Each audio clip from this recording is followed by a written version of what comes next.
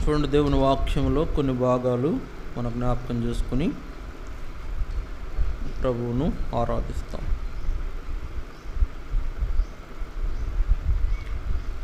యెహోషువ గ్రంథం 24వ అధ్యాయం. యెహోషువ గ్రంథం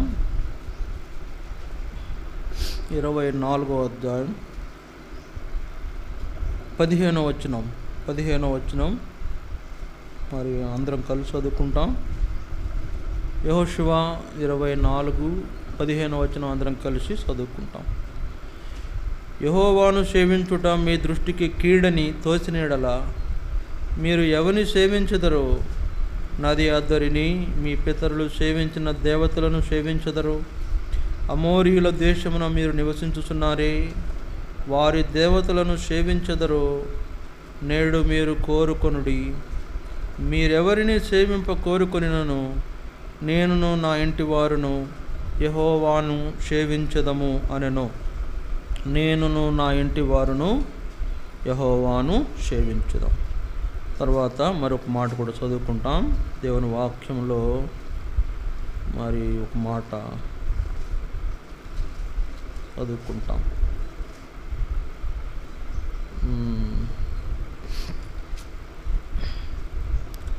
మీకా గ్రంథం 4వ అధ్యాయం.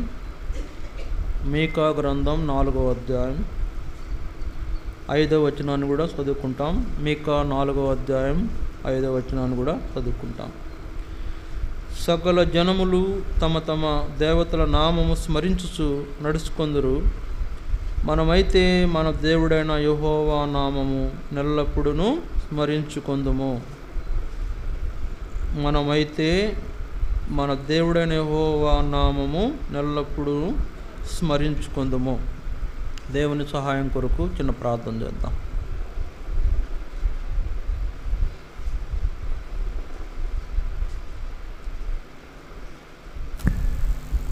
ప్రేంగల పరలోక తండ్రి, పరిశుద్ధుడు అయిన దేవాని స్తోత్రాలు. ఈ సమయంలో మరొకసారి నీ పాదాలు చెందుకు వస్తున్నాము. మీరెంతైనా నమ్మదగిన దేవుడుగా ఉండి ఇంతవరకు మా జీవితాల్లో జరిగిస్తూ వచ్చిన నీ కార్యములకై స్తోత్రాలు. రక్షణ కార్యం జరిగించి మమ్మల్ని విమోచించుకున్నారు. ప్రభువా, రక్షించబడిన పిల్లలుగా నీ సన్నిధిలో మేము నిన్ను ఆరాధించుటకై మమ్మలను మీరు ఏర్పరచుకున్నారు. స్తోత్రాలు. ప్రభువా, నీ బిడ్డలందరూ కూడా నిన్ను ఆరాధించినట్లు ప్రతి ఒక్కరిని సిద్ధపరచండి. వాక్యం ద్వారా మాట్లాడండి. అనేక విషయాలు తెలియపరచండి. ఎట్లా ఆరాధించాలో నేర్పించండి. సహాయం చేయమని రావాల్సిన నీ ప్రజలు ఇంకా అనేకులు నీ సన్నిధికి రావాల్సిన వారు ఉన్నారు. మీరే తోడుకొని నడిపించమని ప్రార్థన చేస్తూ ఈ దినమున మీ పిల్లలమైన మేము నీ సన్నిధిలో నిన్ను సేవించినట్లు మమ్ములను మా కుటుంబాలను సిద్ధపరచమని ప్రార్థన చేస్తూ కృతజ్ఞతాస్తుతులతో ఈ దాసునిగా నన్ను కూడా బలపరచము. నీ ప్రజలతో మాట్లాడము. వారికి కావాల్సిన నీ మాటలు అనుగ్రహించమని కోరుచు యేసు ప్రభు నామమున స్తుతించి ప్రార్థిస్తున్నాం తండ్రి. ఆమేన్.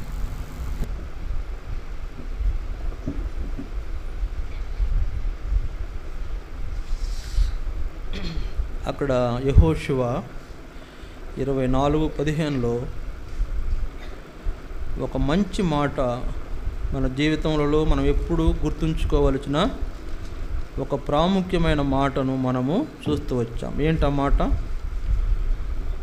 నేనును నా ఇంటి వారును యెహోవాను సేవించదము. నేనును నా ఇంటి వారును యెహోవాను సేవించదము.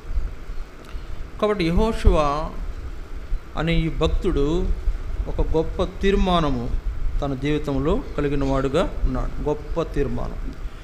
ఏంటి గొప్ప తీర్మానం?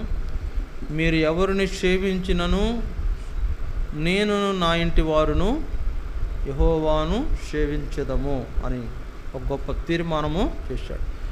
ఇశ్రాయేలు సకల గోత్రముల ముందు అక్కడ ఉన్నటువంటి ఆ గోత్రముల వారందరినీ కూడా యెహోషువ షెకెములో పోగు చేసి వారి పెద్దలను, వారి ప్రధానులను, వారి న్యాయాధిపతులను, వారి నాయకులను పిలిపించి వారితో మాట్లాడుతున్న ఈ మాట.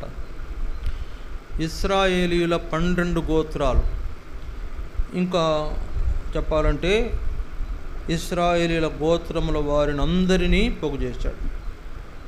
పోగు చేసి ఏమంటున్నాడు? మీరు ఎవరిని సేవించదరో నేడు మీరు కోరుకొనుడి, నేనును నా ఇంటి వారును యెహోవానే సేవించదము. కాబట్టి నా కుటుంబము దేవుణ్ణి సేవించే కుటుంబంగా ఉండాలని గొప్ప ఆశ కలిగిన వాడుగా ఉన్నాడు. కాబట్టి ప్రియులారా, ఈ దినాల్లో మనల్ని అందుకే దేవుడు ఏర్పాటు చేసుకున్నాడు. మనల్ని ఎందుకు ఏర్పాటు చేసుకున్నాడు? దేవుణ్ణి సేవించడం కొరకే ఏర్పాటు చేసుకున్నాడు. అందుకని చూడండి, ద్వితీయోపదేశకాండం 7వ అధ్యాయం 6-7 వచనాలు, అక్కడ ఒక మాట చూసుకుందాం. ద్వితీయోపదేశకాండం 7వ అధ్యాయం 6-7 వచనాలు.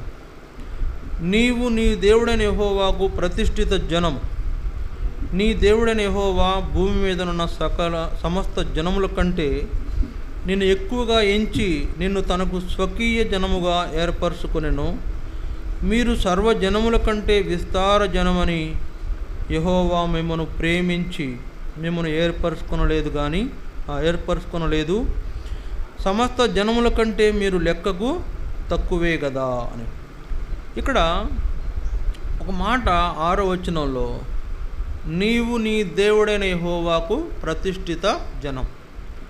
కనుక నీ దేవుడైన యెహోవాకు ప్రతిష్ఠించబడిన వారు అంటే దాని అర్థం ఏంటి?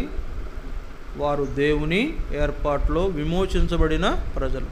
దేవుని ఏర్పాటులో దేవుడు వారిని తీసుకొచ్చాడు. అందుకే వారిని ఐగుప్తులో నుంచి విమోచించి తోడుకొని తీసుకొచ్చాడు. వాళ్ళ యాత్రలో ఎన్నో అద్భుతమైన కార్యాలు జరిగించాడు. వాళ్ళకి కావలసినవన్నీ కూడా అక్కడ మరి వాళ్ళ ప్రయాణంలో కలిగిన అవసరతలన్నీ కూడా పరిష్కరించుకుంటూ వాళ్ళను నడిపిస్తూ వచ్చిన దేవుడు. వాళ్ళని దేవుడు తనకు ప్రతిష్ఠిత జనముగా ఏర్పాటు చేసుకున్నాడు. లెక్కకు తక్కువైన వాళ్ళే, గొప్పవాళ్ళేం కాదు. వాళ్ళకంటే ఇంకా లోకంలో అనేక మంది గొప్పవాళ్ళు ఉన్నారు. అయితే దేవుడు వాళ్ళని ఉద్దేశించి చెప్తున్న ఈ మాట, మీరు మీ దేవుడైన యెహోవాకు ప్రతిష్ఠిత జనం. ఆయన యొక్క పిల్లలు మీరు, ఆయన ఏర్పాటు చేసుకున్న జనం. కనుక ఎందుకు ఏర్పాటు చేసుకున్నాడంటే చూడండి ఒక మాట, రోమా 12వ అధ్యాయము అక్కడ ఒక మాట చూద్దాం. రోమా 12 ఒక మాట వ్రాయబడింది, 11వ వచనం. రోమా 12:11 వచనం. ఆసక్తి విషయంలో మాంద్యులు కాక ఆత్మయందు తీవ్రత గలవారై ప్రభువును సేవించుడి. కాబట్టి మనము దేవుణ్ణి సేవించుడు కొరకు మనము ఏర్పాటు చేసుకొనబడిన వారం. చూడండి, అందుకని 12వ అధ్యాయము రోమా 12:1-2 వచనాల్లో ఏముంది? 1వ వచనం చూడండి. కాబట్టి సహోదరులారా, పరిశుద్ధమును దేవునికి అనుకూలమునైన సజీవ యాగముగా మీ శరీరములను ఆయనకు సమర్పించుకునుడని దేవుని వాత్సల్యమును బట్టి మిమ్మను బతిమాలుకొనుచున్నాను. ఇట్టి సేవ మీకు యుక్తమైనది. ఇట్టి సేవ దేవునికి సజీవ యాగంగా మన శరీరములను సమర్పించుకుని చేసే సేవ. ఇంకో మాట ఏముందంటే 11వ వచనంలో, ఆసక్తి విషయంలో మాంద్యులు కాక ఆత్మయందు తీవ్రత గలవారై ప్రభువును సేవించుడు. యెహోషువ లాంటి తీర్మానం మన జీవితాల్లో మనం కూడా కలిగి ఉండాలి. ఆ తీవ్రత కలిగి ఉండాలి, ఆ ఆసక్తి కలిగి ఉండాలి. అలాంటి వారుగా మనం ఉండడం కొరకే దేవుడు మనల్ని ఏం చేశాడు? తన ప్రతిష్ఠిత జనముగా ఏర్పాటు చేసుకుంటూ వచ్చాడు. తనపై మనలను ఎన్నుకుంటూ వచ్చాడు. లోకంలో ఎన్ని రకాలైన గోత్రాలు లేవు చెప్పండి? ఎన్ని రకాలైన ప్రజలు లేరు? ఎంతోమంది ఉన్నారు. అయినా కూడా ఆయన తన యొక్క దాసుడు అబ్రహామును బట్టి ఆయన పిల్లలైన వారిని, అంటే యాకోబు గోత్రికులను, ఇశ్రాయేలు గోత్రికులను దేవుడు ప్రతిష్ఠించుకున్నాడు, తన కొరకు ప్రతిష్ఠించుకున్నాడు. ఇప్పుడు మనం కూడా క్రొత్త నిబంధన కాలంలో ఉన్న మనం కూడా, అన్ని జనులమైన మనం కూడా దేవునికి ప్రతిష్ఠిత చేయబడిన వారం. ఆయన మనల్ని ప్రతిష్ఠించుకున్నాడు. మనల్ని అందుకని మన పాపాలను విమోచించి మనల్ని రక్షించి మనలను తనకు జనముగా చేసుకున్నాడు. అందుకని దేవుని యొక్క వాక్యంలో ఒక మాట రాయబడింది చూడండి. 1 సమూయేలు 12వ అధ్యాయము ఆ మాట మనం చూస్తే దేవుడు మన గురించిన ఉద్దేశము ఏం కలిగి ఉన్నాడు అక్కడ రాయబడింది. 1 సమూయేలు 12:22. 1 సమూయేలు 12:22. యెహోవా మిమ్మును తనకు జనముగా చేసుకొనుటకు ఇష్టము కలిగి ఉన్నాడు, తన ఘనమైన నామం నిమిత్తము తన జనులను ఆయన విడనాడడు. యెహోవా మిమ్మును తనకు జనముగా చేసుకొనుటకు ఇష్టం పడుతున్నాడు. ఏంటంట? దేవుడు మిమ్మును తనకు జనముగా చేసుకోవడానికి ఇష్టపడుతున్నాడు. తర్వాత ఇంకొక మాట చూద్దాం. కీర్తనలు 16వ అధ్యాయంలో, కీర్తనలు 16వ అధ్యాయం 3వ వచనంలో ఒక మాట ఉంది. కీర్తనలు 16వ అధ్యాయం 3వ వచనంలో ఒక మాట, నిన్ను ఇలాగందును, భూమి మీద నున్న భక్తులే శ్రేష్ఠులు, వారు నాకు కేవలం ఇష్టులు. భూమి మీద ఉన్న భక్తులే శ్రేష్ఠులు, వారే నాకు ఇష్టులు. కనుక దేవుడు మనల్ని కూడా తన యొక్క జనముగా చేసుకున్నాడు. తన భక్తులైన మనల్ని కూడా తన జనముగా చేసుకున్నాడు. సరే, ఇప్పుడు యెహోషువ యొక్క అనుభవంలో మనం కూడా ఆయన్ను సేవించాలంటే ఏమవసరం మనకు? మనము ఆయన సేవించే వారంగా ఉండాలని కోరుతున్నాడు. కనుక మనకేమవసరం? రక్షణ అవసరం, పాప విమోచన అవసరం, మన యొక్క జీవితాలు ఆయన సమర్పించుకోవడం అవసరం.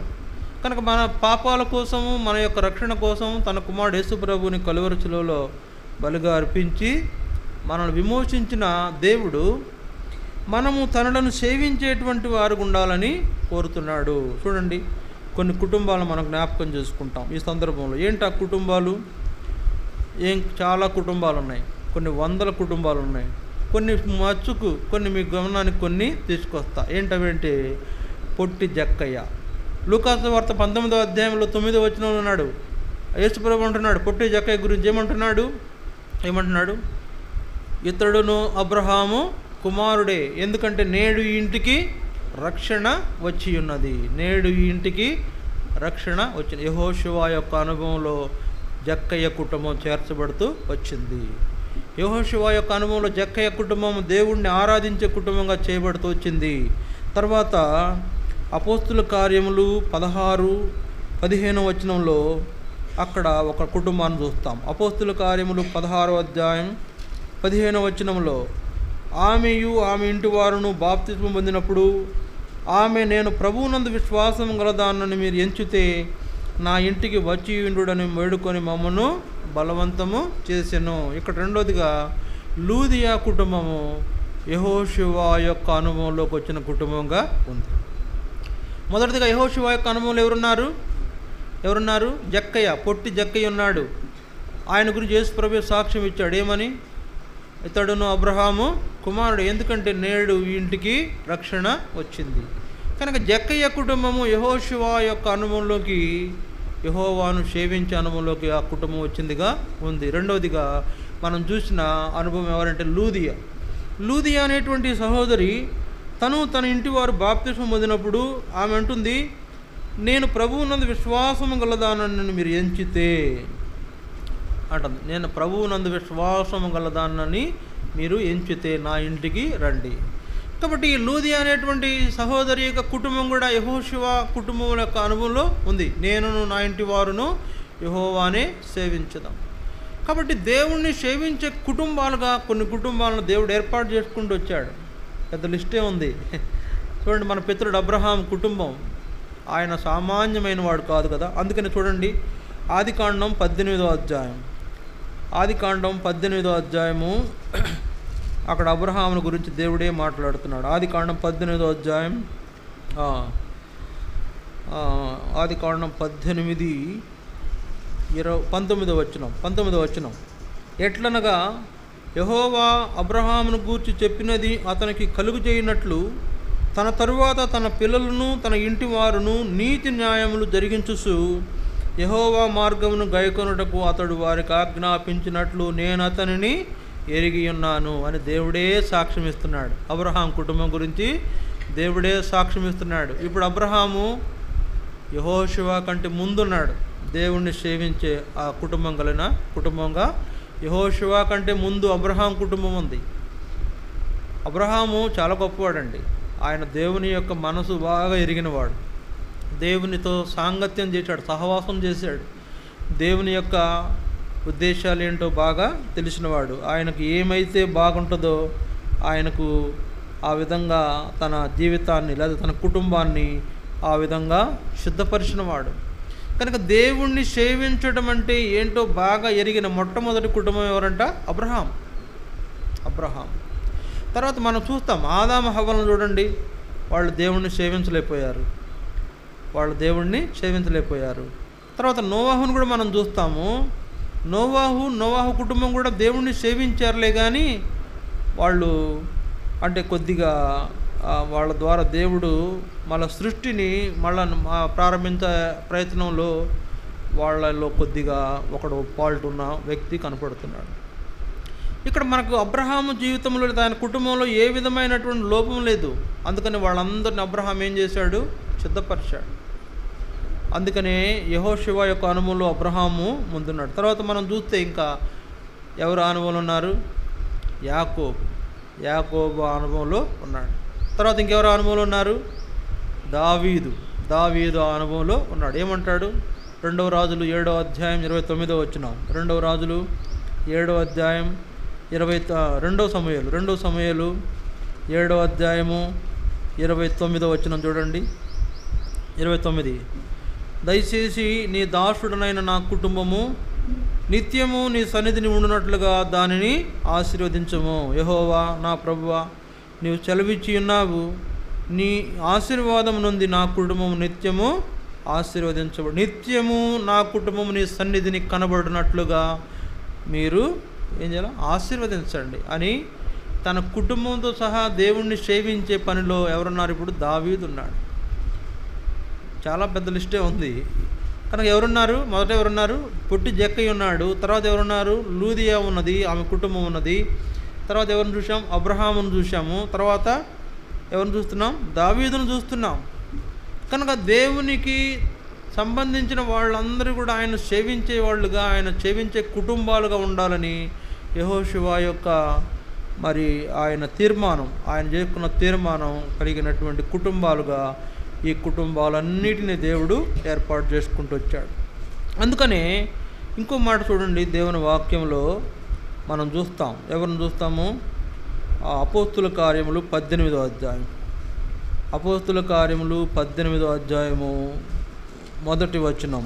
అపోస్తుల కార్యములు 18 మొదటి వచనం. అటు తర్వాత పౌలు ఏథెన్సు నుండి బయలుదేరి కొరింథునకు వచ్చి పొంతు వంశీయుడైన అకుల అను ఒక యూదుని, అతని భార్య అయిన ప్రిస్కిల్లాను కనుగొని వారి వద్దకు వెళ్ళాను. ఇక్కడ ఎవరి కుటుంబాన్ని చూస్తున్నాం? అకుల, ప్రిస్కిల్లా అనేటువంటి వాళ్ళ కుటుంబం. వాళ్ళు ఎలా సేవ చేశారో తెలుసా మీకు? రోమా 16వ అధ్యాయం. వాళ్ళు ఎలా సేవ చేశారో అక్కడ మనం చూస్తాం. రోమా 16వ అధ్యాయం, రోమా 16:3-4 వచనాలు. రోమా 16:3-4 వచనాలు. క్రీస్తు యేసునందు నా జత పనివారైన ప్రిస్కిల్లకును అకులకును నా వందనములు చెప్పుడి. వారు నా ప్రాణము కొరకు తమ ప్రాణములను ఇచ్చుటకైనను తెగించిరి. మరియు వారి ఇంట ఉన్న సంఘమునకు వందనములు చెప్పుడి. నేను మాత్రము కాదు, అన్ని జనులలోని సంఘముల వారందరూ వీరికి కృతజ్ఞులై ఉన్నారు. కనుక ఇప్పుడు మనం చూస్తున్న 5వ కుటుంబం ఎవరు? అకుల, ప్రిస్కిల్లా. వాళ్ళ కుటుంబంలో సంఘమే ఉందంట. ఇక్కడ చూడండి, లూదియా, మనం చూసిన అన్ని కుటుంబాల్లో సంఘాలు ఉన్నాయి.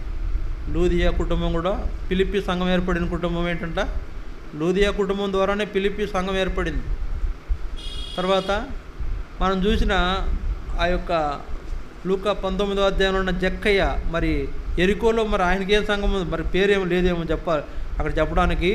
మరి ఎరికోలో ఆయన ఒక సంఘానికి సంబంధించిన ముఖ్య వ్యక్తి అయిపోయినాడు. ఇప్పుడు అట్లనే అబ్రహాం, అసలు ఆయన కుటుంబమే ఒక సంఘం. అలాగే దావీదును చూస్తే దావీదు సంతానము 19 మందో 20 మందో ఉన్నారు. వాళ్ళ కుటుంబం పెద్ద కుటుంబం. ఒక దేవుని మందిరం అంటే మక్కువ కలిగిన దావీదు మందిరం యొక్క అనుభవంలో పిల్లలను పెంచాడు అని చెప్పచ్చు. కాబట్టి అలా దావీదు కుటుంబం కూడా దేవుని యొక్క ఏర్పాటులో ఉండింది. మనం చూసిన అకుల ప్రిస్కిల్లా అనేటువంటి వాళ్ళు కూడా దేవుని ఏర్పాట్లు, వాళ్ళ కుటుంబం కూడా సంఘం ఉన్న ఇల్లుగా వాళ్ళ ఇంటిని కూడా దేవుడు చూపిస్తున్నాడు.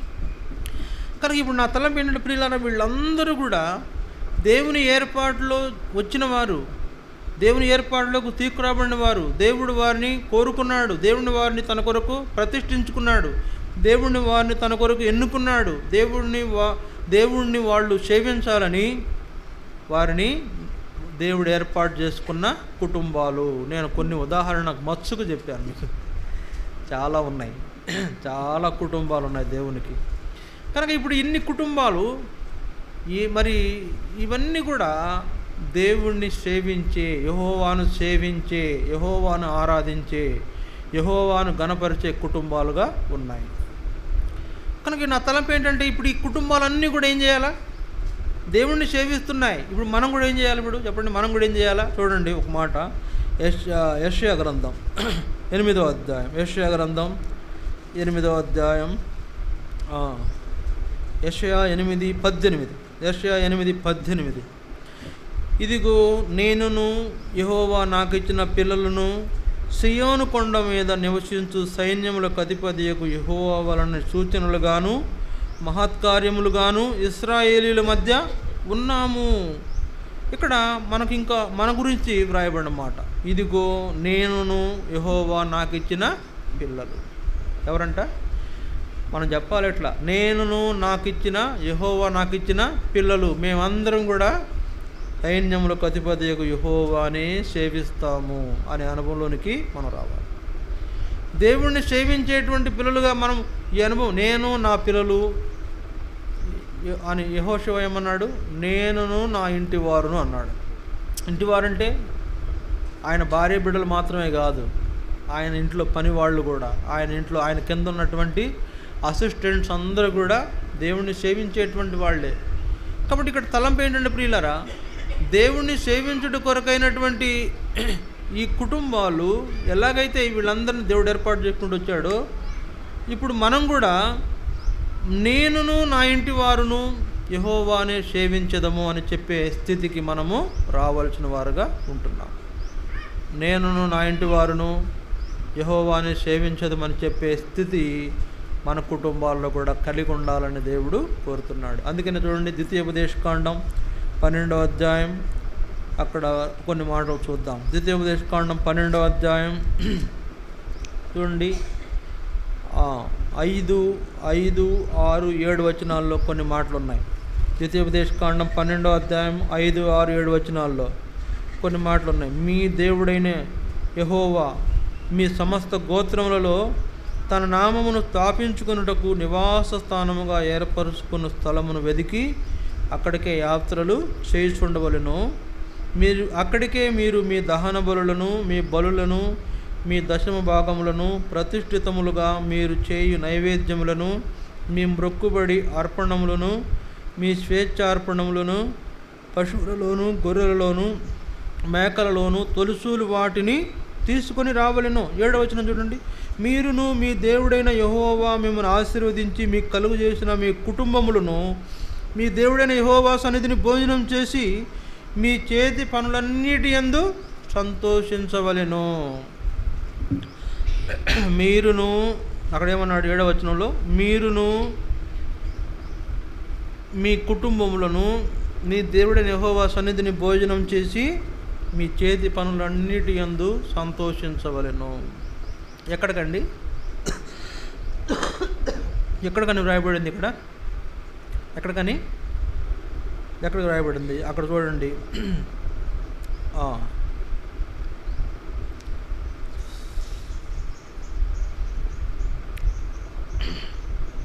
5వ వచనంలో రాబడింది, మీ దేవుడైన యెహోవా మీ సమస్త గోత్రములలో తన నామమును స్థాపించుకొనుటకు నివాస స్థానముగా ఏర్పరుచుకొను స్థలమును వెదికి.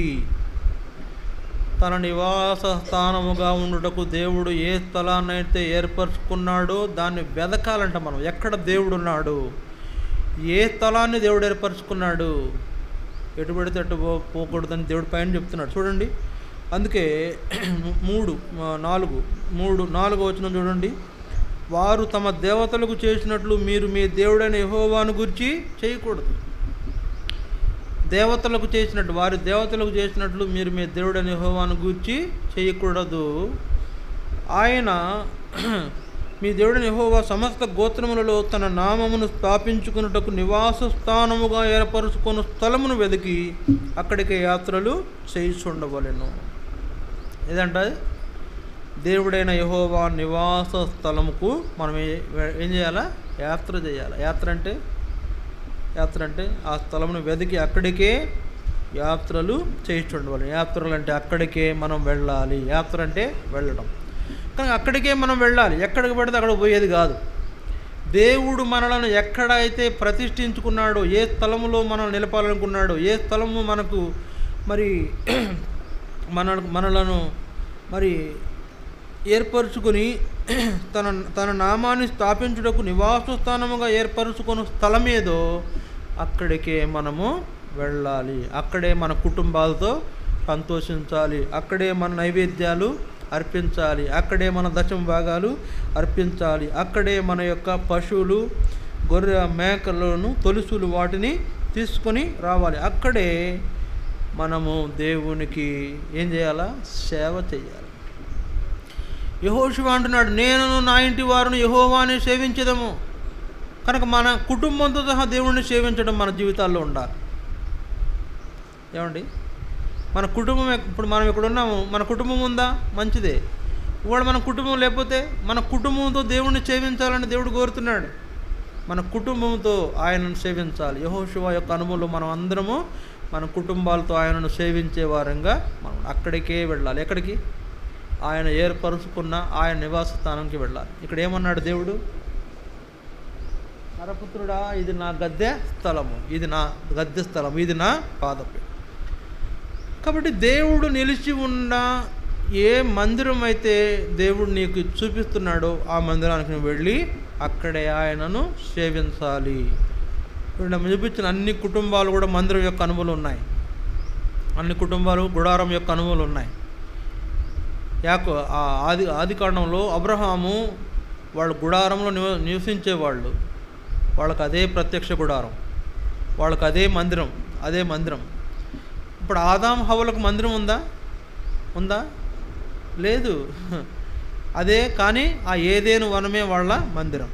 అక్కడికే దేవుడు వచ్చాడు, అక్కడే దేవుడు వాళ్ళతో మాట్లాడాడు, అక్కడే వాళ్ళతో దేవుడు సంతోషించాడు.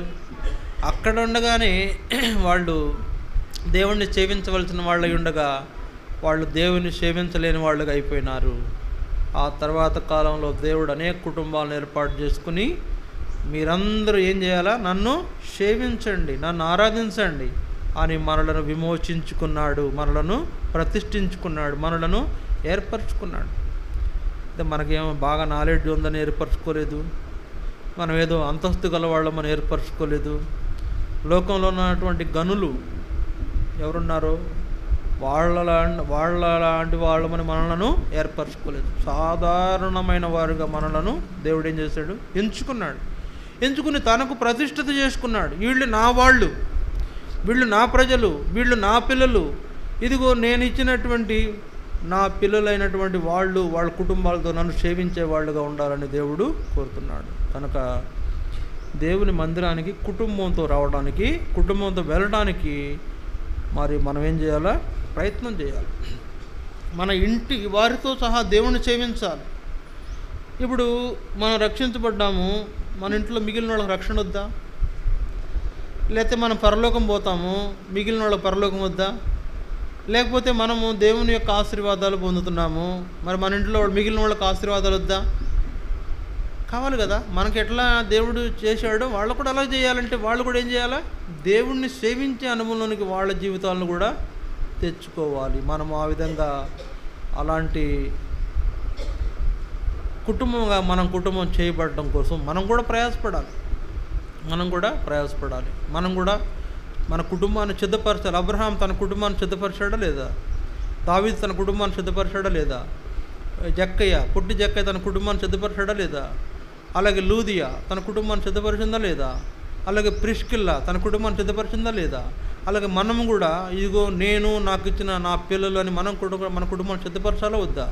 దేవుని మందిరానికే వెళ్ళి అక్కడే ఆయనను ఆరాధించే అనుభవం మన జీవితాల్లో చాలా అవసరమని దేవుడు జ్ఞాపకము చేస్తున్నాడు. కాబట్టి ఏమన్నాడు యెహోషువ, మీరెవరిని సేవించినను నేనును నా ఇంటి వారును యెహోవాని సేవించదము, యెహోవాని ఆరాధించదము అని గట్టిగా నొక్కి చెబుతున్నాడు. ఈ మాట ద్వారా మనం కూడా దేవుడిని ఆరాధించే వారికి ఉండాలని దేవుడు మన జ్ఞాపకం చేస్తుండగా ఆయనను మనం ఏం చేస్తామంటే యెహోషువ యొక్క అనుభవంలో మనము మన కుటుంబాలతో దేవుణ్ణి ఆరాధించేవారుగా మనం ఉంటాం. ఈ వాక్యాన్ని ఆధారం చేసుకుందాం.